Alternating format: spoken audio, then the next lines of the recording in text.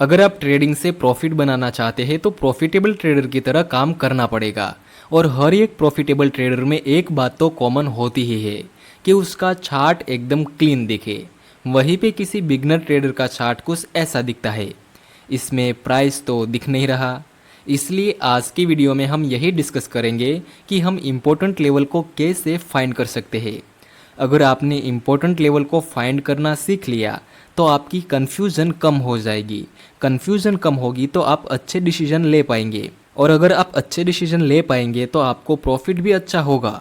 इस ग्राफ को देखिए, यहाँ से प्राइस नीचे गिरा था, यहाँ से प्राइस ऊपर गया था, यहाँ से भी प्राइस 3 बार ऊपर गया था। ये लोअर हाई एंड ये लोअर लो, ये सब लेवल्स है। लेकिन आपके लिए ये सभी लेवल्स इम्पोर्टेंट नहीं है। आपके लिए सिर्फ ये 2 लेवल ही इम्पोर्टेंट है। एक जहाँ पे ये लोअर लो था और दूसरा जहाँ पे ये लोअर हाई था। बस मैंने ये 2 लेवल को ही महत्व क्यों दिया पता है? देखो, अगर ये लोअर लो का सपोर्ट नीचे की तरफ ब्रेक हो जाए तो ये डाउन ट्रेंड कंटिन्यू रहेगा, और अगर ये लोअर हाई का स्विंग ऊपर की तरफ ब्रेक हो जाए तो ये डाउन ट्रेंड अप ट्रेंड में रिवर्स हो जाएगा। इसलिए मैंने अभी के लिए ये सिर्फ 2 लेवल को ही यूज़ किया है। नेक्स्ट, प्राइस नीचे गिरता है और ये सपोर्ट का ब्रेकडाउन मिल गया। उसके बाद प्राइस फिर से थोड़ा सा ऊपर जाता है। एक बार फिर से हम lower low and lower high को मार्क कर देंगे कुछ इस तरह से। आप ही बताइए, प्राइस अभी कहाँ पर है? यहाँ पर, राइट? तो यहाँ रीसेंट लोअर लो कहाँ पर है? यहाँ पर। और रीसेंट लोअर हाई कहाँ पर है? यहाँ पर, राइट? तो बस अब के लिए हमारे लिए ये 2 लेवल काम के हैं।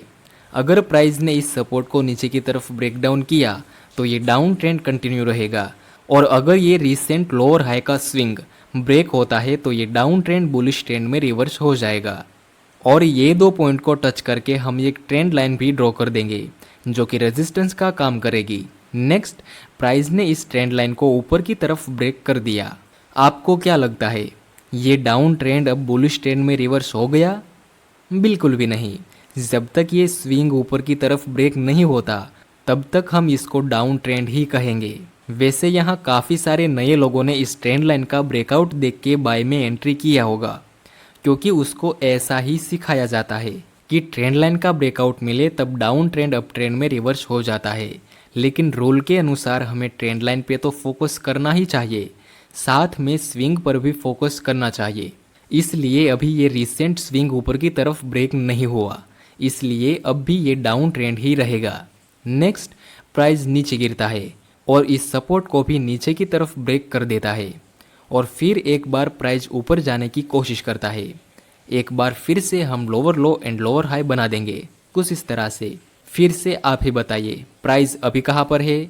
यहाँ पर। यहाँ पर रिसेंट लोअर हाई और यहाँ पर रिसेंट लोअर लो।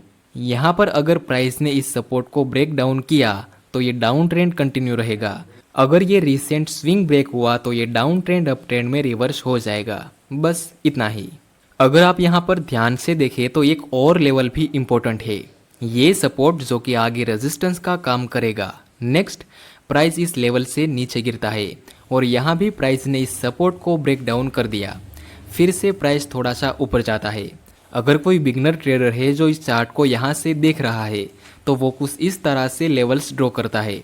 यहाँ से प्राइस ऊपर गया था, यहाँ से प्राइस ऊपर गया था, यहाँ से भी प्राइस ऊपर गया था, और यहाँ से भी, और यहाँ से नीचे आया था, यहाँ से नीचे आया था, और यहाँ से भी प्राइस नीचे गिरा था। ये सब लेवल्स ही है, लेकिन इम्पोर्टेंट लेवल नहीं है। इम्पोर्टेंट लेवल है ये स्विंग और ये लोअर लो। नेक्स्ट, प्राइस नीचे गिरता है इस सपोर्ट तक, लेकिन अब ये सपोर्ट ब्रेक नहीं हुआ और प्राइस ऊपर जाने लगा।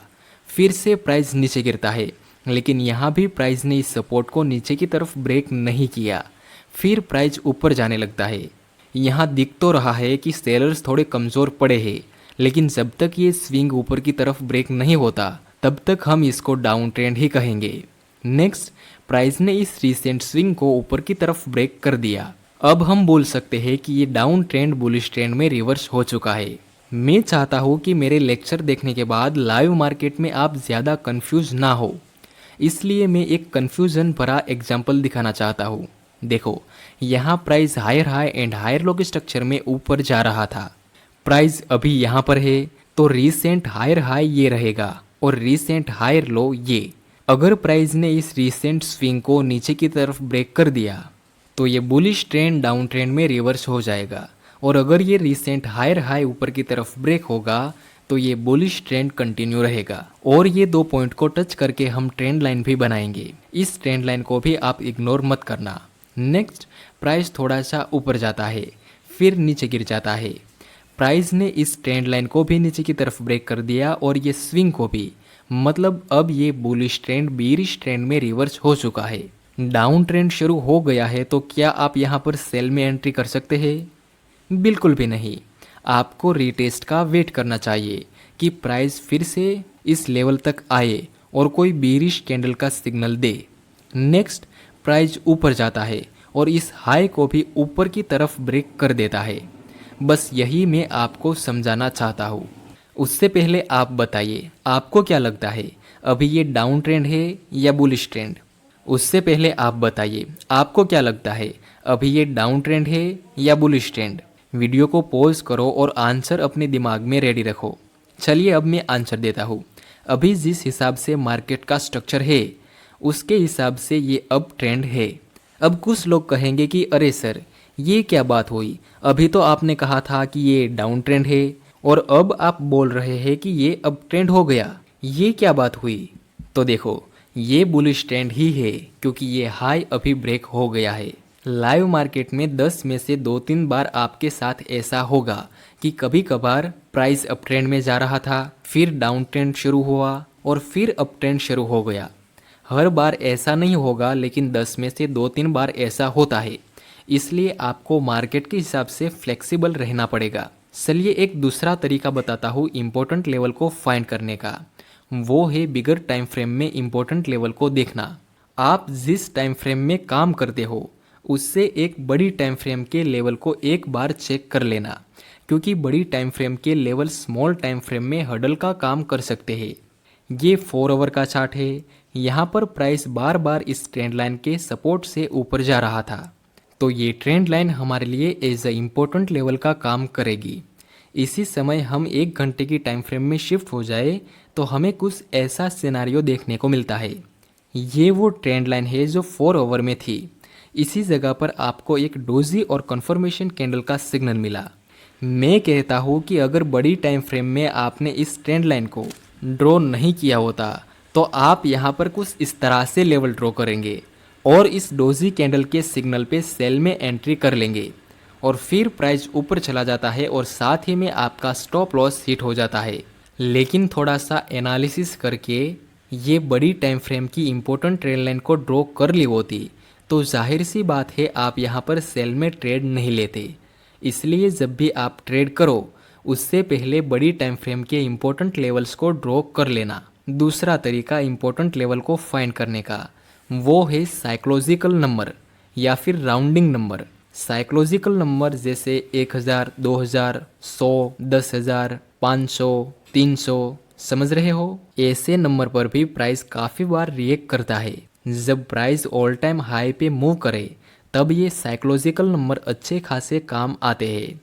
लास्ट तरीका बताता हूँ और वो है डे का हाई, लो, क्लोजिंग प्राइस और ओपनिंग प्राइस। पूरे दिन में प्राइस जहाँ तक ऊपर गया हो वो लेवल, पूरे दिन में प्राइस जहाँ तक नीचे गया हो वो भी इम्पोर्टेंट लेवल रहेगा।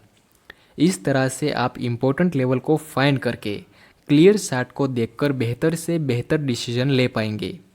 अगर आपको इस वीडियो से कुछ वैल्यूएबल चीज़ें सीखने को मिली हो तो एक लाइक ज़रूर कर देना।